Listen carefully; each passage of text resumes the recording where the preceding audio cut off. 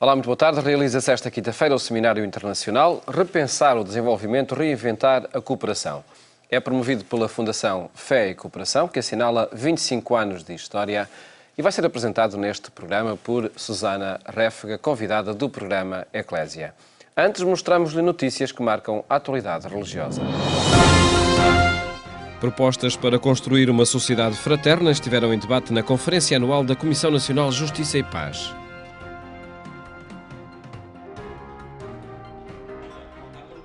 A Comissão Nacional Justiça e Paz promoveu em Lisboa a sua conferência anual com o tema Sociedade Desigual ou Sociedade Fraterna, alertando para a importância de colocar o combate às desigualdades nas prioridades políticas.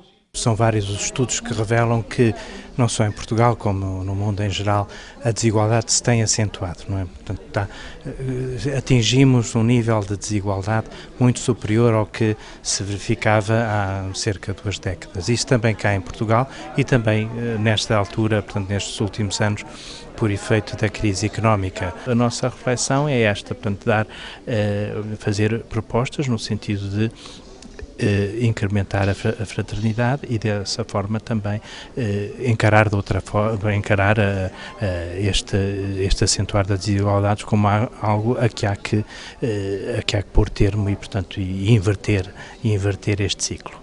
Alfredo Bruto da Costa, antigo presidente da Comissão Justiça e Paz e especialista no estudo da pobreza em Portugal, afirmou durante a conferência que a generalidade dos cristãos não tem consciência do que é a desigualdade e dos danos morais e humanos que esta causa a milhões de pessoas.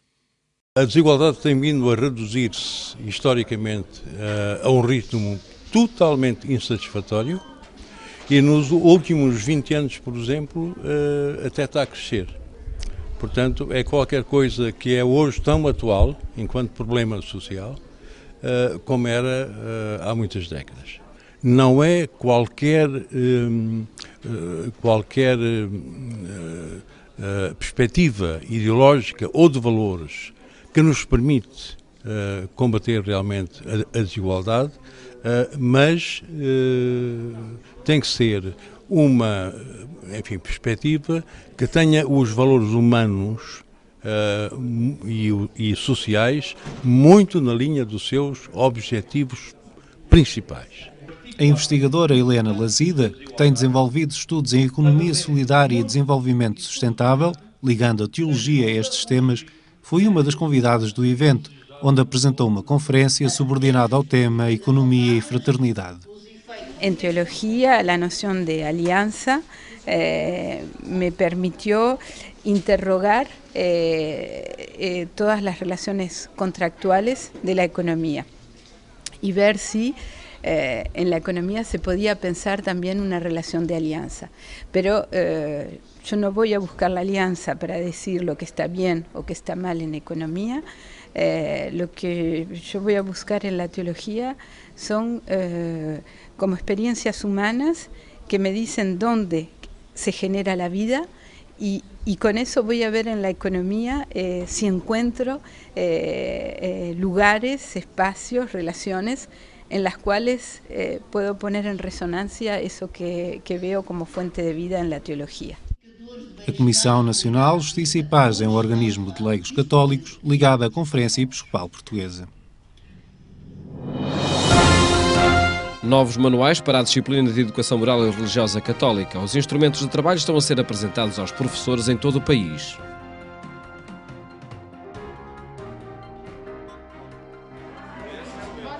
O ano letivo em curso chegou com novos manuais para a disciplina de Educação Moral e Religiosa Católica. Os vários ciclos de ensino procuraram adequar linguagens e pedagogias aos dinamismos de aprendizagem de adolescentes e jovens, que encontram nestes livros novas mediações para os conteúdos transmitidos no ambiente escolar. Estes manuais são fruto de uma necessidade.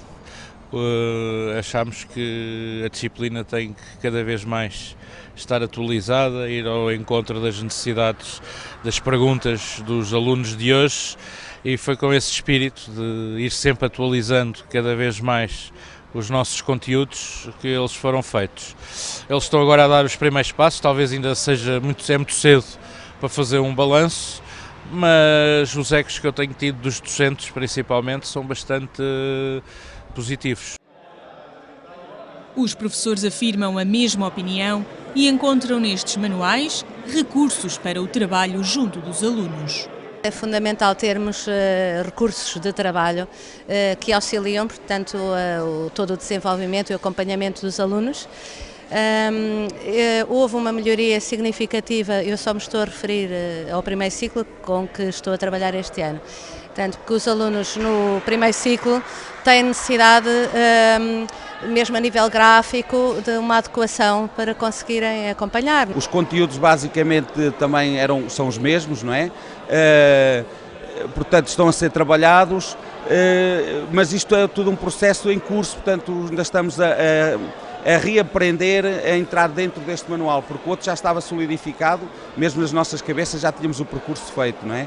Neste momento é um trabalho que temos que fazer e, por exemplo, estas iniciativas são importantes precisamente para entrar dentro dos manuais e perceber todo o seu potencial. Às vezes os alunos dizem assim, na professora, que grande calhamaço, tantas letras, às vezes em algumas páginas sentem um bocadinho falta da imagem, mas lá está. O objetivo dos manuais, pronto, eu no meu caso que estou com o secundário ainda se sente mais esta quantidade de informação que os nossos manuais congregam, mas acho que é uma forma de termos um sustento em que o aluno, para além das aulas, possa também consultar e fazer daquele livro um guia daquele tema para a sua vida também. Para apresentar os manuais que chegaram às salas de aula no início deste ano letivo, o Departamento da Disciplina de Educação Moral e Religiosa Católica do Secretariado Nacional de Educação Cristã está a realizar encontros em todo o país que explicam os recursos ao dispor dos professores. Os professores pelo país todo tiveram a oportunidade de conhecer os novos manuais, de dialogar com as equipas que os elaboraram, que os realizaram e a sensação que nós temos é de que, de facto, há um instrumento muito positivo, muito dignificante para que a aprendizagem da educação moral e religiosa católica aconteça com qualidade e que seja qualificante.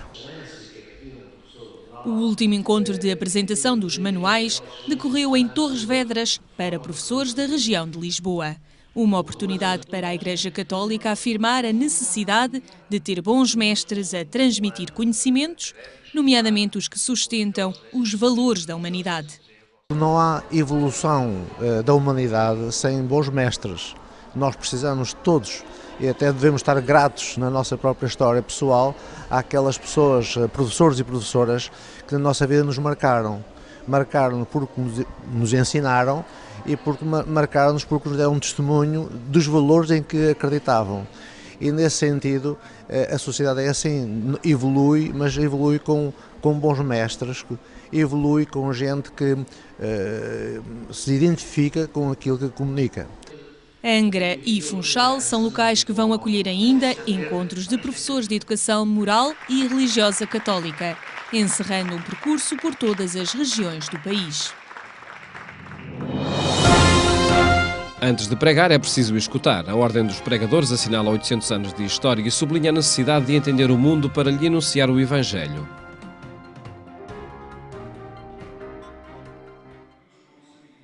O convento dominicano de Nossa Senhora do Rosário, em Fátima, acolhia o arranque das comemorações jubilares da Ordem dos Pregadores. A data assinala os 800 anos da aprovação da Ordem, que tinha por missão a pregação, o anúncio do Evangelho. Frei Bento Domingos inaugurava a sessão comemorativa com uma reflexão sobre os desafios que se colocam hoje ao carisma fundado por Domingos de Gusmão. Para ele, a história dominicana é uma leitura contínua de cada tempo. Na Ordem dos Pregadores, a tradição é a inovação. A outra é uma traição. Quer dizer, ou vivemos na inovação contínua, nos desafios. Eu tentei dar um bocadinho dos picos de criativos. Podia dar também os picos dos momentos de repetição, de chover no molhado, de continuar o que já estava. Isso é o princípio sempre de decadência. A reação sempre é a criatividade. E para entender o mundo é preciso escutar o que ele diz, as interrogações de cada tempo. Só o que é profundamente contemplado, vivido no silêncio, na oração, é que pode ser testemunhado, o mistério de Deus aos outros. Agora nós tornámos-nos então não pregadores, mas palradores, que falam, já têm tudo pronto na língua e dizem, têm respostas antes de ter perguntas. E quem tem respostas antes de ter perguntas não responde a nada. Para o provincial da Ordem, São Domingos é um exemplo da tolerância. Um homem do diálogo, um homem da escuta permanente da palavra, um homem que nunca quis de modo algum combater as heresias, nem pela espada, nem pela cruz, mas mais pelo esclarecimento, pelo diálogo. E isso é fundamental e parece-me que hoje o que é necessário é exatamente isso, termos um grande poder de escuta. Nesta ocasião era apresentado o livro de Felicíssimo Martínez, A Espiritualidade Dominicana, uma obra que aponta para a importância deste carisma na vida da Igreja. Sobretudo é falar de uma espiritualidade encarnada, uma espiritualidade do seguimento de Cristo. É uma linha muito importante que Felicíssimo destaca, que a nossa espiritualidade é um seguimento de Cristo, como toda a espiritualidade cristã, no fundo, deve ser o seguimento radical de Jesus. O ano jubilar dominicano será marcado por diversas iniciativas que estão calendarizadas para diferentes pontos do país.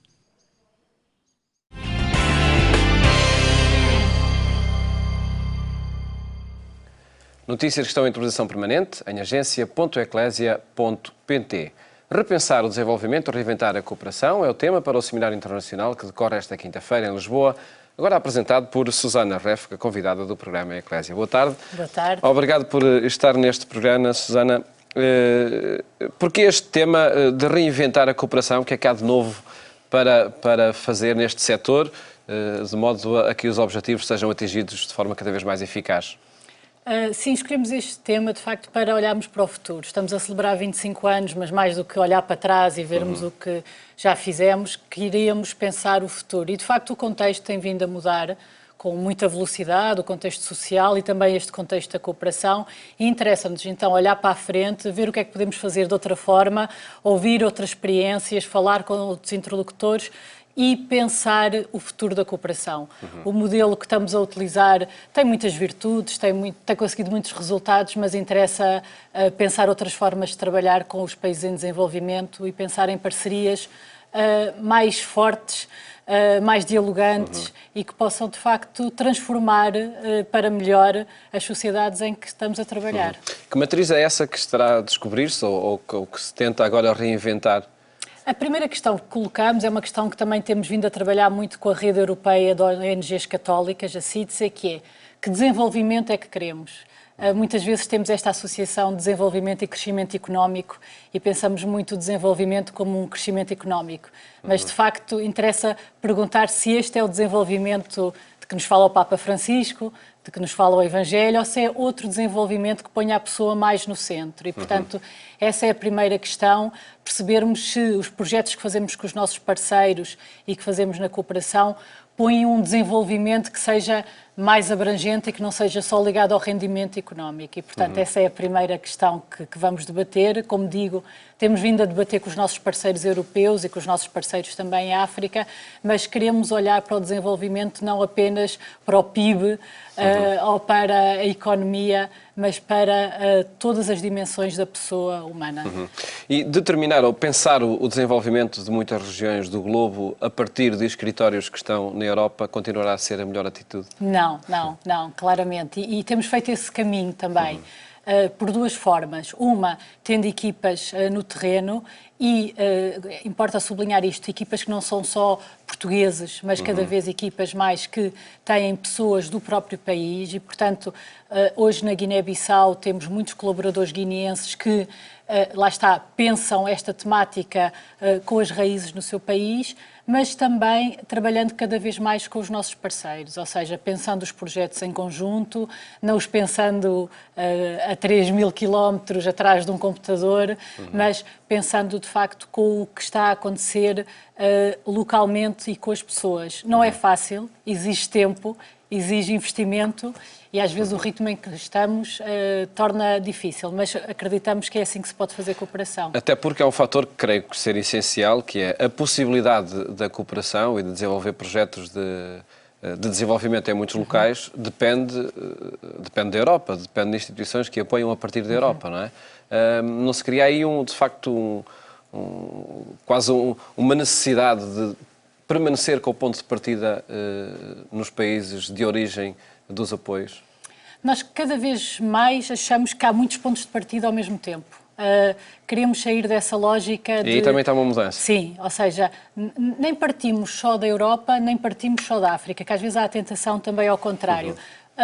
Acho que toda esta situação dos refugiados trouxe de forma muito clara a consciência que as questões são globais e as consequências são globais. O que se passa longe tem impacto aqui, o que se passa aqui tem impacto longe. E por isso tentamos, de facto, começar a pensar em vários pontos de partida ao mesmo tempo, em pensar os projetos nem só focados na Guiné, em Angola, em Moçambique, mas também projetos que põem realidades diferentes em diálogo e em contexto não de comparação, mas de aprendizagem. Temos tido agora alguns projetos assim, entre Angola e Portugal, que são muito desafiadores, porque o contexto é diferente e não vale a pena também iludir-nos quanto a isso, mas que de facto propiciam um encontro mais profundo entre as comunidades.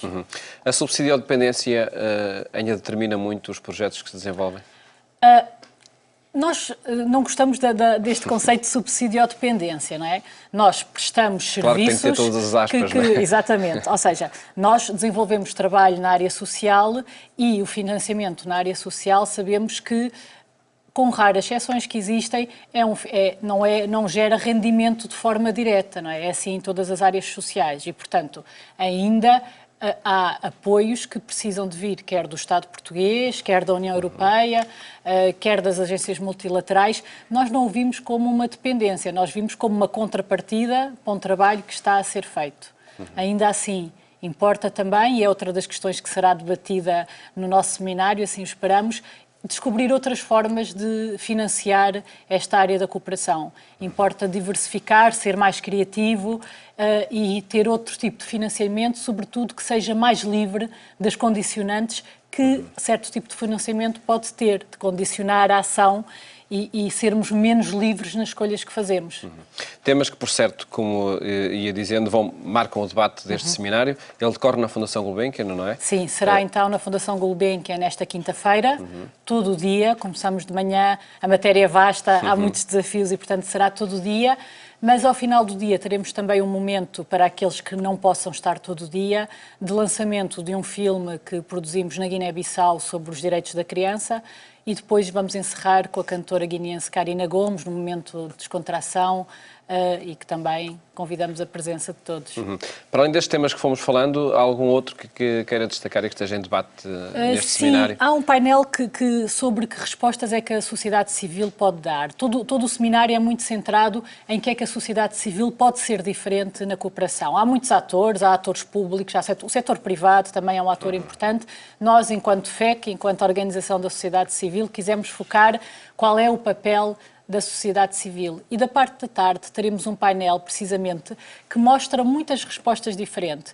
Teremos a Mosaico de Angola, que trabalha a questão dos direitos humanos em Angola. Teremos, a partir da Guiné-Bissau, o representante da Aliança para a Paz, que é uma rede de organizações guineenses. E depois teremos a Monte e a Fundação Gonçalo da Silveira, duas organizações portuguesas, com abordagens muito interessantes e diferenciadas sobre como é que a sociedade civil pode trabalhar estas questões cá e lá. Um seminário que se insere nos 25 anos da história da Fundação Fé e Cooperação. Que outros momentos assinalaram esta data? Foi, de facto, um ano rico e cheio de celebrações. Ao longo do ano tivemos vários momentos. O primeiro foi com as dioceses, na Quaresma, de envolver dioceses para que parte da renúncia quaresmal fosse para ajudar um projeto. Foi um processo muito interessante, percorremos muitas dioceses, houve muita abertura e, portanto... Com resultados positivos? Com ajuda resultados efetiva? Positivos, ainda estamos a acertar, a ver a parte final da operacionalização, mas de facto foi importante ir às dioceses, sair de Lisboa e ir às dioceses. Depois tivemos um momento mais informal em setembro de uma reunião de colaboradores e ex-colaboradores da FEC E depois diria que o momento alto que nos encheu o coração foi de facto encontrar o Papa Francisco em setembro e poder, por breves instantes, mas estar perto deste Papa que tanto tem inspirado o nosso trabalho e que com esta encíclica Laudato Si mostrou bem qual é o caminho. Esta fundação, Fé e Cooperação, é uma fundação da Conferência Episcopal Portuguesa, certo? Certo. Que enquadramento deve ter este trabalho de cooperação no âmbito da Conferência Episcopal Portuguesa? Justifica-se uma fundação deste género? É necessária? Nós fomos criados quer pela Conferência Episcopal Portuguesa, quer pelos institutos religiosos, que também têm tido um papel muito importante nesta área da missionação e da cooperação, e, portanto, são estes os dois nossos pilares. Nós acreditamos que sim e que cada vez poderá haver mais espaço para esta questão. Muitas vezes, e como é natural, focamos-nos no que está mais próximo e na área social, no que está a acontecer em Portugal. Isso é natural, mas nós acreditamos também que é muito importante, e numa lógica do Evangelho, olhar para aqueles irmãos que estão mais longe, que precisam do nosso apoio e que precisam de ganhar competências para poderem assegurar o seu próprio desenvolvimento. Cumpre-se também por esta via o desafio do Papa, não só de ir às periferias, mas de sermos discípulos missionários, como ele tanto afirma, não é? Sim, aqui conjugam-se exatamente as duas coisas. As questões das periferias, que não são só geográficas, é verdade, mas que também são geográficas, e a questão de levarmos o Evangelho mais longe, de sermos testemunhas onde quer que estejamos e com quem quer que estejamos. Susana Réfrica, muito obrigado por ter estado neste programa e felicidades para esse trabalho de cooperação e desenvolvimento junto de outros povos que a fé que vai desenvolvendo. Muito obrigada. Muito obrigado. O programa Eclésia mais logo faz-lhe companhia na rádio, na Antena 1, quando forem 22h45. Votos de boa tarde. Até amanhã, se Deus quiser.